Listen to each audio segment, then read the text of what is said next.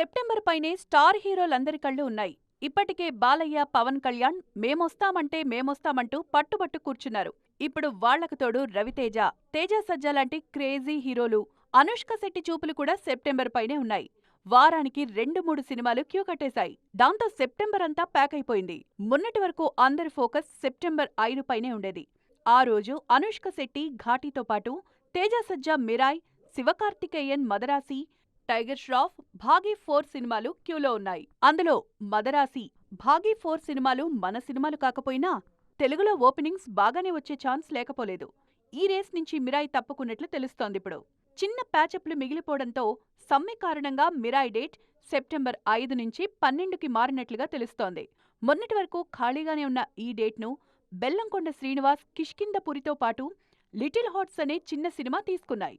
కానీ ఇప్పుడు Mirai September 12నే రానుందని తెలుస్తోంది.